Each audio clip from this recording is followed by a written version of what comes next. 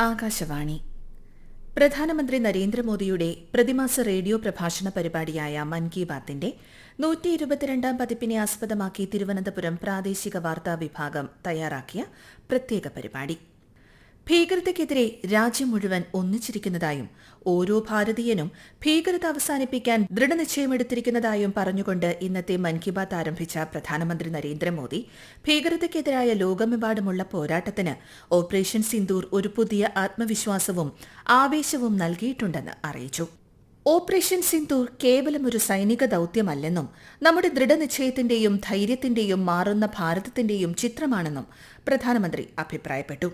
ആയിരക്കണക്കിന് ആളുകൾ ത്രിവർണ പതാകയുമായി സൈന്യത്തിന് അഭിവാദ്യം അർപ്പിച്ചുവെന്നും ശ്രീ മോദി ചൂണ്ടിക്കാട്ടി. ഓപ്പറേഷൻ സിന്ദൂറിൽ ഭാരതത്തിൽ നിർമ്മിച്ച ആയുധങ്ങളുടെയും ഉപകരണങ്ങളുടെയും സാങ്കേതിക വിദ്യയുടെയും ശക്തി പ്രകടമായി. ഇത് സ്വയം പര്യാപ്ത ഭാരതം എന്ന രാജ്യത്തിന്റെ ദൃഢനിശ്ചയമാണ് പ്രതിഫലിപ്പിക്കുന്നതെന്നും പ്രധാനമന്ത്രി പറഞ്ഞു. आपने देखा होगा, देश के कई शहरों में, गांवों में, छोटे छोटे कस्बों में तिरंगा यात्राएं निकाली गई. हजारों लोग हाथों में तिरंगा लेकर देश की सेना, उसके प्रति वंदन अभिनंदन करने निकल पड़े. कितने ही शहरों में सिविल डिफेंस वॉलंटियर बनने के लिए बड़ी संख्या में युवा एकजुट हो गए. ഓപ്പറേഷൻ സിന്ദൂറിൽ സായുധസേന പ്രകടിപ്പിച്ച ധീരതയെ അദ്ദേഹം പ്രശംസിച്ചു. നമ്മുടെ സൈനികർ ഭീകര കേന്ദ്രങ്ങൾ തകർത്തു. അതിൽ ഭാരതത്തിൽ നിർമ്മിച്ച ആയുധങ്ങളും ഉപകരണങ്ങളും സാങ്കേതിക വിദ്യകളും ഉപയോഗിച്ചു. സ്വയം പര്യാപ്ത ഭാരതം എന്ന ദൃഢനിശ്ചയവും ഉണ്ടായിരുന്നു. ഈ വിജയത്തിൽ നമ്മുടെ എഞ്ചിനീയർമാരുടെയും സാങ്കേതിക വിദഗ്ധരുടെയും ഉൾപ്പെടെ പരിശ്രമം പങ്കുചേർന്നിട്ടുണ്ട്. ഈ പ്രചാരണത്തിന് ശേഷം വോക്കൽ ഫോർ ലോക്കൽ എന്ന വിഷയത്തിൽ ഒരു പുതിയ ഊർജം രാജ്യമെമ്പാടുമുണ്ടായി.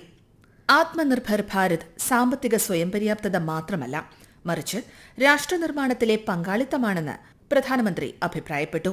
ഈ പ്രചാരണത്തിന് ശേഷം രാജ്യമെമ്പാടും പ്രാദേശികതയ്ക്കുള്ള ശബ്ദം എന്നതിനെക്കുറിച്ച് നവോന്മേഷം ദൃശ്യമാണെന്ന് അദ്ദേഹം പറഞ്ഞു. മാതാപിതാക്കൾ കുട്ടികൾക്കായി ഇന്ത്യയിൽ നിർമ്മിച്ച കളിപ്പാട്ടങ്ങൾ വാങ്ങുന്നതും കുടുംബങ്ങൾ അവരുടെ അവധിക്കാലം രാജ്യത്ത് ചെലവഴിച്ചതും നിരവധി യുവാക്കൾ ഇന്ത്യയിൽ വിവാഹം കഴിക്കാൻ ദൃഢനിശ്ചയം ചെയ്തതിനെയും പ്രധാനമന്ത്രി സ്വാഗതം ചെയ്തു.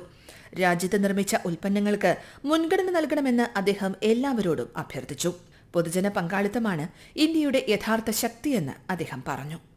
നക്സൽ ബാധിത പ്രദേശങ്ങളിൽ സംഭവിച്ചുകൊണ്ടിരിക്കുന്ന വലിയ പരിവർത്തനം പ്രധാനമന്ത്രി വിശദീകരിച്ചു. മാവോയിസ്റ്റ് ശക്തികേന്ദ്രമായിരുന്ന മഹാരാഷ്ട്രയിലെ ഗഡ്ചിരോളി ജില്ലയിൽ കാട്ടേഛരി ഗ്രാമത്തിൽ ആദ്യമായി ബസ് സർവീസ് ആരംഭിച്ച കാര്യം പ്രധാനമന്ത്രി പരാമർശിച്ചു. ഗ്രാമത്തിൽ ആദ്യമായി ബസ് എത്തിയപ്പോൾ ആളുകൾ താളമേളത്തോടെയാണ് സ്വീകരിച്ചത്. മാവോയിസ്റ്റ് ശക്തികേന്ദ്രമായ ഗ്രാമത്തിൽ മുൻപ് ബസ് ഓടാൻ അനുവദിച്ചിരുന്നില്ല. എന്നാൽ സ്ഥിതിഗതികൾ സാധാരണ നിലയിലേക്ക് മടങ്ങുകയാണ്. എല്ലാ വെല്ലുവിളികൾക്കിടയിലും ജീവിതം മെച്ചപ്പെടുത്താനുള്ള പാതയാണ് ജനങ്ങൾ തിരഞ്ഞെടുക്കുക എന്നതിനുദാഹരണമാണിത്. काटेजरी में आए इस परिवर्तन को आसपास के पूरे क्षेत्र में महसूस किया जा रहा है. अब यहाँ हालात तेजी से सामान्य हो रहे हैं. माओवाद के खिलाफ सामूहिक लड़ाई से अब ऐसे क्षेत्रों तक भी बुनियादी सुविधाएं पहुंचने लगी हैं.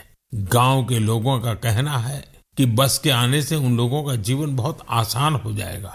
മറ്റൊരു നക്സൽ കേന്ദ്രമായിരുന്ന ദന്തേവാഡ ജില്ലയിൽ 10-12 ക്ലാസുകളിലെ പരീക്ഷയിൽ മികച്ച വിജയമാണുണ്ടായത്. 95% വിജയത്തോടെ 10ാം ക്ലാസ് ഫലങ്ങളിൽ ജില്ല ഛത്തീസ്ഗഡിൽ 1ാം സ്ഥാനത്തെത്തി. 12ാം ക്ലാസ് പരീക്ഷയിൽ ദന്തേവാഡ 6ാം സ്ഥാനം നേടി. ഛത്തീസ്ഗഡിൽ നടന്ന ബസ്തർ ഒളിമ്പിക്സിനെക്കുറിച്ചും മാവോയിസ്റ്റ് ബാധിത പ്രദേശങ്ങളിലെ സയൻസ് ലാബുകളെക്കുറിച്ചും പ്രധാനമന്ത്രി പരാമർശിച്ചു. ഗുജറാത്തിലെ ഗിറിൽ 5 വർഷത്തിനുള്ളിൽ സിംഹങ്ങളുടെ എണ്ണം 674 നിന്ന് 891 വർദ്ധിച്ചുവെന്ന് പ്രധാനമന്ത്രി പറഞ്ഞു. 35,000 ചതുരശ്ര കിലോമീറ്റർ വിസ്തൃതിയുള്ള 11 ജില്ലകളിലായി സിംഹ സെൻസസ് നടത്തിയതിനെക്കുറിച്ചും മൻ കി ബാത്തിൽ പ്രധാനമന്ത്രി പരാമർശിച്ചു. വന്യജീവി സംരക്ഷണത്തിനായി ജാഗ്രത പാലിക്കേണ്ടതിന്റെ ആവശ്യകതയെക്കുറിച്ചും അദ്ദേഹം പ്രതിപാദിച്ചു. യോഗയുമായി ബന്ധപ്പെട്ട ജീവിത രീതി പിന്തുടരണമെന്നും ദൈനംദിന ജീവിതത്തിൽ യോഗ ഉൾപ്പെടുത്തണമെന്നും പ്രധാനമന്ത്രി ഓർമ്മിപ്പിച്ചു. 2015 ജൂൺ 21 അന്താരാഷ്ട്ര യോഗാ ദിനം ആരംഭിച്ചത് മുതൽ ജനങ്ങൾക്ക് അതിനോടുള്ള അടുപ്പം വർദ്ധിച്ചുകൊണ്ടിരിക്കുകയാണെന്നും ശ്രീ മോദി പറഞ്ഞു. 21 जून 2015 में योग दिवस की शुरुआत के बाद से ही इसका आकर्षण लगातार बढ़ रहा है. योग आपका जीवन जीने का तरीका बदल देगा. इस बार भी योग दिवस को लेकर दुनिया भर में लोगों का जोश और उत्साह नजर आ रहा है. हेल्थ और फिटनेस को लेकर लोगों की ये जागरूकता मुझे बहुत आनंद देती है. CBSEയുടെ ഷുഗർ ബോർഡ് എന്ന സംരംഭത്തിലൂടെ കുട്ടികളെ പഞ്ചസാര ഉപഭോഗത്തെക്കുറിച്ച് ബോധവൽക്കരിക്കുമെന്ന് പ്രത്യാശിക്കുന്നതായി പ്രധാനമന്ത്രി പറഞ്ഞു. शुगर बोर्ड सीबीएसई की इस अनोखी पहल का उद्देश्य है बच्चों को उनके शुगर इंटेक के प्रति जागरूक करना. कितनी चीनी लेनी चाहिए और कितनी चीनी खाई जा रही है, ये जानकर बच्चे खुद से ही हेल्दी विकल्प चुनने लगे. फिट इंडिया ही स्ट्रॉन्ग इंडिया की नींव है. എത്ര അളവിൽ പഞ്ചസാര കഴിക്കണമെന്ന് അറിയുന്നതിലൂടെ കുട്ടിക്കാലം മുതൽ തന്നെ ആരോഗ്യകരമായ ജീവിതശൈലി സ്വായത്തമാക്കാൻ കുട്ടികൾ പ്രാപ്തരാകുമെന്നും പ്രധാനമന്ത്രി പറഞ്ഞു. ഓഫീസുകൾ, ക്യാന്റീനുകൾ തുടങ്ങിയവ ഇത്തരം സംരംഭങ്ങൾ ഏറ്റെടുക്കണമെന്നും അദ്ദേഹം പറഞ്ഞു. ശക്തമായ ഇന്ത്യയുടെ അടിത്തറയാണ് ഫിറ്റ് ഇന്ത്യയെന്നും അദ്ദേഹം വ്യക്തമാക്കി. വീടുകളിലും ഓഫീസുകളിലും പേപ്പർ വേർതിരിക്കുന്നതിലൂടെ പുനരുപയോഗത്തിനായി നാം ഓരോരുത്തരും പ്രയത്നിക്കേണ്ടതുണ്ടെന്ന് പ്രധാനമന്ത്രി പറഞ്ഞു. ഇത്തരത്തിലുള്ള ചിന്തയിലൂടെ മാത്രമേ വലിയ പരിവർത്തനം സാധ്യമാകൂ എന്ന് സ്വച്ഛ് ഭാരത് ദൌത്യം പരാമർശിക്കവേ അദ്ദേഹം വ്യക്തമാക്കി. വീടുകളിലും ഓഫീസുകളിലും ദിവസവും ധാരാളം കടലാസ് മാലിന്യങ്ങൾ പുറന്തള്ളുന്നു. രാജ്യത്തെ മാലിന്യത്തിന്റെ 1/4 ഭാഗവും കടലാസുമായി ബന്ധപ്പെട്ടതാണ്. ഇപ്പോൾ വിശാഖപട്ടണം, ഗുരുഗ്രാം തുടങ്ങിയ നഗരങ്ങളിൽ നിരവധി സ്റ്റാർട്ടപ്പുകൾ പേപ്പർ പുനരുപയോഗത്തിന് നൂതനമായ രീതികൾ സ്വീകരിക്കുന്നുണ്ട്. 1 ടൺ പേപ്പർ പുനരുപയോഗം ചെയ്യുന്നത് 17 മരങ്ങൾ മുറിക്കുന്നത് തടയുകയും ആയിരക്കണക്കിന് ലിറ്റർ വെള്ളം ലാഭിക്കുകയും ചെയ്യുന്നു. ദുഷ്കരമായ സാഹചര്യങ്ങളിൽ പോലും പർവ്വതാരോഹകർ മാലിന്യം തിരികെ കൊണ്ടുവരുന്ന കാര്യം പ്രധാനമന്ത്രി ചൂണ്ടിക്കാട്ടി. മകാലു പർവ്വതം കീഴടക്കാൻ പോയ ITBP ടീം മല കയറുക മാത്രമല്ല, ശുചിത്വം എന്ന ദൌത്യം കൂടി ഏറ്റെടുത്തു. കൊടുമുടിക്ക് സമീപമുള്ള എല്ലാ മാലിന്യവും അവർ നീക്കം ചെയ്തു. 150 കിലോയിലധികം മാലിന്യങ്ങൾ ടീം അംഗങ്ങൾ താഴ്വരയിലെത്തിച്ച വിഷയവും അദ്ദേഹം ഇന്ന് ശ്രോതാക്കളിലേക്ക് പങ്കുവച്ചു. വെള്ളായണിക്കായലിൽ സ്വന്തം നിലയിൽ മാലിന്യങ്ങൾ നീക്കം ചെയ്യുന്ന പ്രവൃത്തിയിൽ ഏർപ്പെടുന്ന ശ്രീ ബിനു പുഞ്ചക്കരി. ഞാനിപ്പോ 3 വർഷമായി ഈ പുഞ്ചഗിരി വെള്ളായണിക്കായൽ, അതായത് കേരളത്തിലെ 2ാമത്തെ വലിയ ശുദ്ധജല തടാകമാണ്. ഏകദേശം എനിക്ക് തോന്നുന്നു 5 പഞ്ചായത്തില് കുടിവെള്ളം എത്തിക്കുന്ന അതിൽ നിന്നാണ്. വിഴിഞ്ഞ തുറമുഖത്തിലേക്ക് ആവശ്യമായ ശുദ്ധജലം ഇവിടെ നിന്നാണ് പോകുന്നത്. പുഞ്ചഗിരി വെള്ളായണിക്കായലിലും പരിസരത്തുമുള്ള പ്ലാസ്റ്റിക് മാലിന്യങ്ങളും അതിൽ വരുന്ന വേസ്റ്റുകളും ഒക്കെ പറക്കുന്നതാണ് ഞാനിപ്പം ചെയ്തുകൊണ്ടിരിക്കുന്ന പരിപാടി. അത് 3 വർഷമായി. ഒരു കുഞ്ഞു വള്ളം ഞാൻ ഉണ്ടാക്കിയത് വെച്ചാണ് ഈ പരിപാടിയൊക്കെ ചെയ്തുകൊണ്ടിരുന്നത്. ഇപ്പൊ അവര് ഒരു വള്ളം എനിക്ക് സമ്മാനമായിട്ട് തന്നു. ഖേലോ ഇന്ത്യ ഗെയിംസ് പോലുള്ള പരിപാടികൾ ഇന്ത്യൻ കായിക രംഗത്തിന്റെ ഭാവി കൂടുതൽ മെച്ചപ്പെടുത്തുമെന്ന് പ്രധാനമന്ത്രി നരേന്ദ്രമോദി പറഞ്ഞു.